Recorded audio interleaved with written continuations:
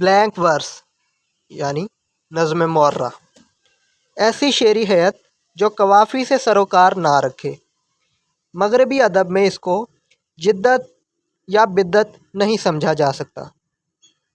قدیم یونانی اور رومن شاعری غیر مقفع ہوتی تھی، اس کے برعکس عربی فارسی ادبی روایت میں غیر مقفع شاعری کا تصور موجود نہ تھا، شاید اس میں قافیوں کی فراوانی کا ہاتھ ہو۔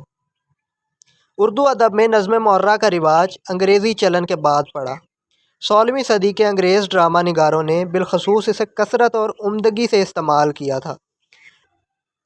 ڈراموں میں نظم معرہ اور ایامبک پینٹامیٹر نامی بحر کا چولی دامن کا ساتھ تھا۔ وجہ یہ کہ اس بحر کا آہنگ عام بول چال سے قدرے مناسبت رکھتا تھا اور مکالموں کے لیے موزوں تھا۔